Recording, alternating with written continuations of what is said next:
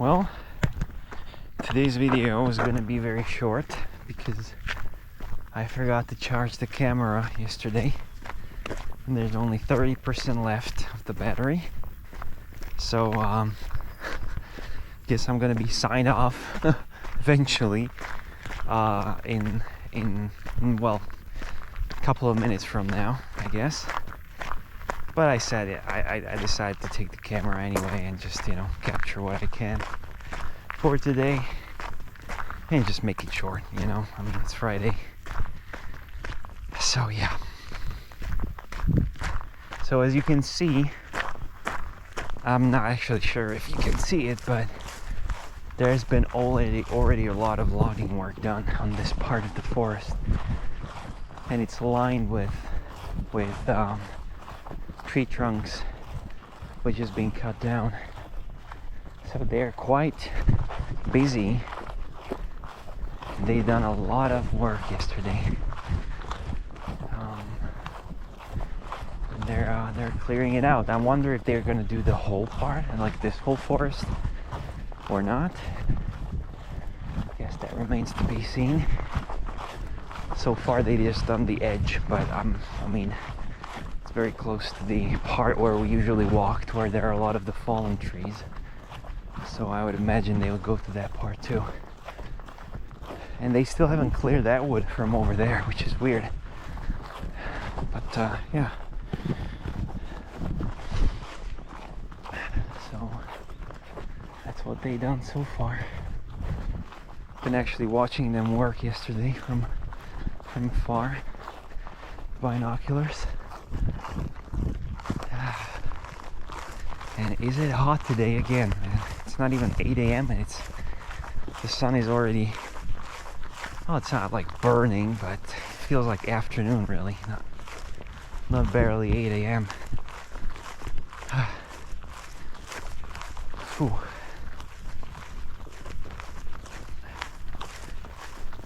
Well,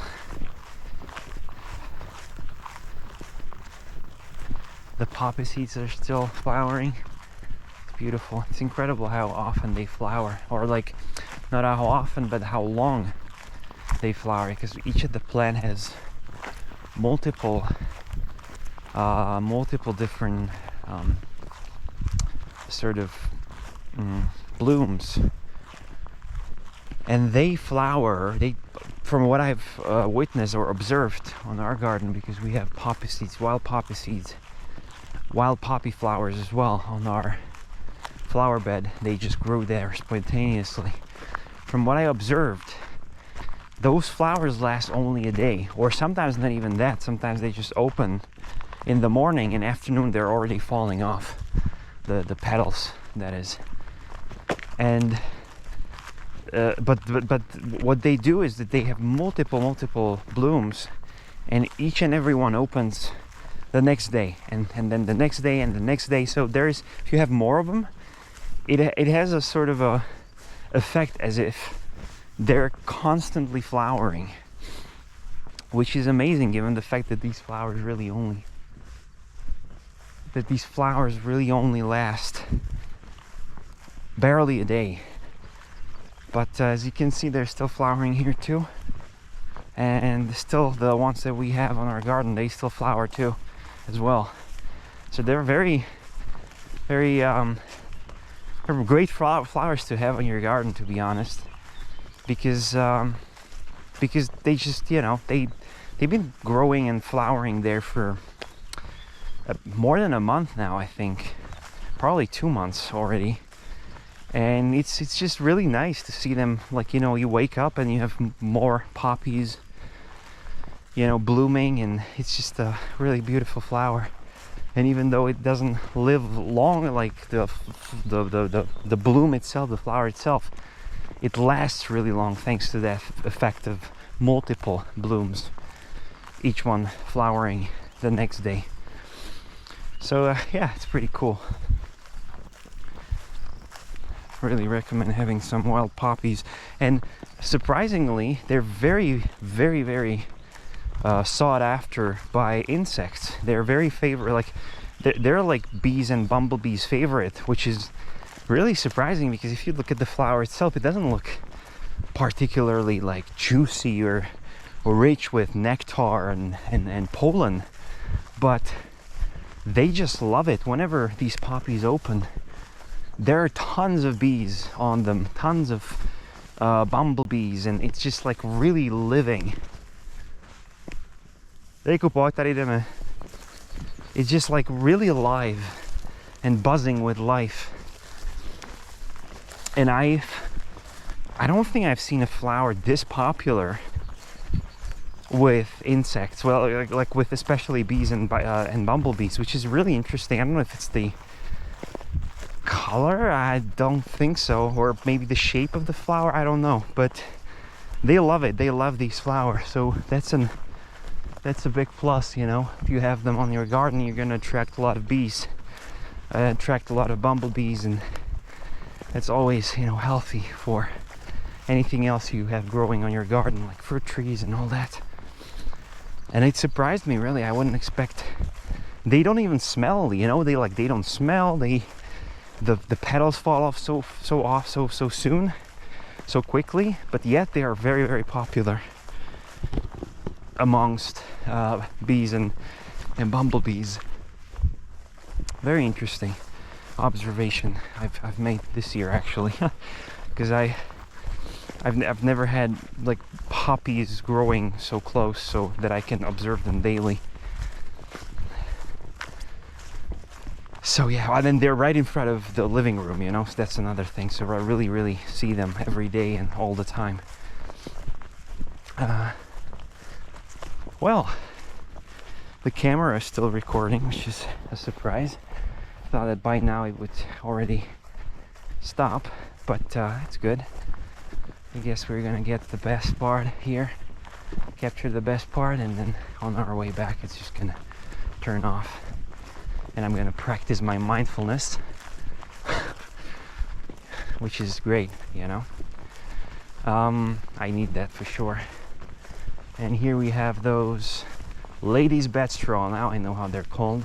Along with not only ladies' bed straw, but also these, oh, what was their name? St. John's wort? St. John's wort? Yeah, I think it was St. John's wort, if I'm not mistaken. Yeah. There was the he something perforata. Yeah. So they're both growing in there. The ones that I talked about a couple videos back. And by the way, these markings of the plot of land, I haven't found anything. I checked the cadastral map and there's no information. It's just part of the meadow, the part of the whole meadow, and there's no separate sort of mapping.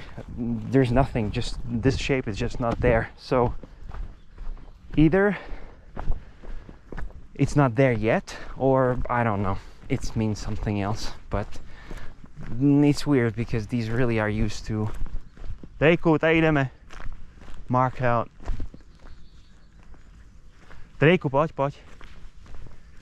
These are used to mark out you know, plots of land where you want to build something, usually, but I haven't found any information on that. So hopefully that means there's not going to be anything in there. Yeah, great, Drake, you had a shower, huh? I see. She ran through that field. Wow, he's completely soaked. Well, that's good, at least. Because he doesn't, I don't wash him at all, you know, like he washes himself. He hates showers, now, he likes to bathe, you know, like that's an interesting thing. He likes to go into the water, but if it would come to me showering him, that's a nightmare. It's like, okay, I'm gonna die now, you know. That's kind of his mindset when that happens. And it only happened twice, I think, in our history, you know. Like once was, I don't know, was it once was some time after he arrived, and second time was when he ate that entrails and he smelled, oh my god, he smelled so badly, you know. And then he threw up and I had to clean the bed and I was showering him as well, and that was the last time, and hopefully the last time I had to shower him. And he smells really nicely. I mean, he's the like most fragrant dog I've ever known, really. Seriously, like if you sniff his coat at any given time, like he smells so like such a pure smell. There's no, because you know some dogs do smell quite bad. Like even when you pet them and then you smell your hand and it's like, oh, you know. And Drake's not like that, which is just absolutely amazing. I love that about him. Because he just doesn't have that strong odor, you know, he doesn't. And he actually really smells nice. And even when I sometimes clean his bed and I put a little bit of a fragrance in there just to sort of refreshen it, he like sort of retains this fragrance in his coat, and he smells beautifully, really. And he's very clean, given the fact that I really don't shower him at all, or like I don't clean him at all. He's super clean, and the reason for that is because Basenjis are really, like, I mean, the breed that he has in majority in him, Basenjis are, from what I've read, are really very mindful about their sort of coat, and, you know, they're taking care of themselves, and they're acting a lot like cats, you know, and he really does. He's like licking himself all the time, cleaning himself all the time, just like a cat, which is really interesting. I have never seen that. I've never seen a dog doing that. You know, he really acts like a cat in the evening when he lies down. He's like clean himself, like, you know, his belly, his legs, like everything he can reach, he's gonna clean, licking, really, and it really shows. Like, I mean, he's really clean, and he doesn't smell at all, just like a cat, actually, you know. So that's pretty great. And the camera is still running. I'm surprised. I really thought that by now it would already, you know, be gone, but it's still recording, surprisingly. Well, so yeah, tomorrow's Saturday, so enjoy your weekend, and that is that. That is that. I think it's gonna, oh, these are great too. Love the smell of it.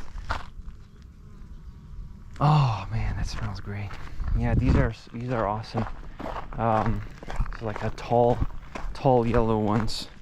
Not sure what their name is in English. I could probably research that and put in the subtitles, huh? Yes, I will do that. Yeah, but they are great. I actually wanted to plant some on my garden, some on our garden, but it didn't caught on. It was I don't know what happened, but I think even a couple of months after I planted it, just dried off and died for whatever reason. I guess it wasn't the place for it. So yeah. And this, by the way, is also a great plant, this one. And this one is called yarrow, and I'm sure you know it because it's a pretty you know, common plant. I mean, it grows, apparently, from what I've read, it grows all around the globe. Like, it's definitely one of the most widespread plants of all, you know, because it really natively, as far as I recall, really natively grows all around the globe. It wasn't like introduced. I guess maybe it was introduced in some parts, but for the most part, it's really native to really so many regions around the globe.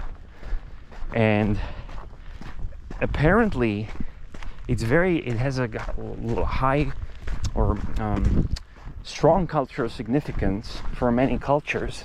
For instance, I remember that the yarrow, the dried stalks of the yarrow has been used, or maybe are still used, for divination in the Chinese culture, the Yi-Ching, or, you know, like the thing that the Chinese have for divination. So these sticks have been used. The yarrow sticks, the dry yarrow stalks, has been used for that specifically.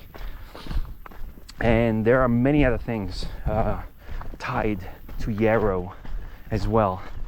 Maybe I'm gonna be posting some in the subtitles because I don't recall all of them. I've been reading that article like I don't know, 4 months ago, so I remember very few of it. So maybe I'm just gonna put something right there right now. Some interesting cool facts about yarrow. But it's a great plant. I remember when I was a kid, I was making a sort of a herbal concoction out of it. I was making like a alchemist potion.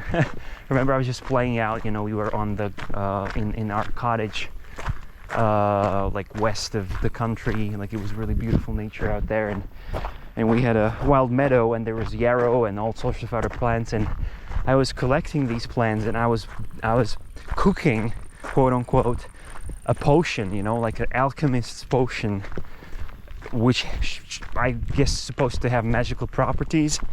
And that was my sort of a play, I guess. And I took them home, I put them in a pot, I steeped them in hot water, and then I had a concoction that I thought like, oh, now I have a potion. I wasn't doing anything with it, it was just a potion. I don't know. I guess I was smelling it because it smelled pretty nice. There are a lot of like wildflowers, and I remember yarrow specifically because it has a very strong odor. I remember the yarrow that I was being able to smell from that potion, you know, quote unquote potion. And who knows, maybe it did have some, you know, properties, like healing properties, I don't know. But it was funny, yeah, I was making those potions, and then I guess I just poured them out, or my mom poured them out, I don't recall. But it was one of those things that I did as a kid, cooking potions from wild herbs and wild flowers. Yeah, those were the days. Yep.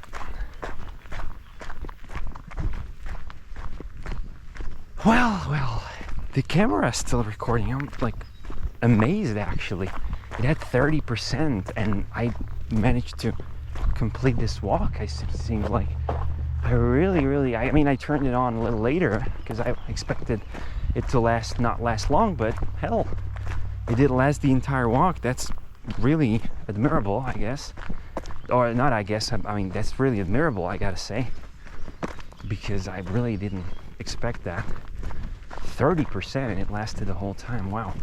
Well, GoPro's well built, I guess. Anyways, that was a nice short walk. So I'm signing off now, and see you on Monday.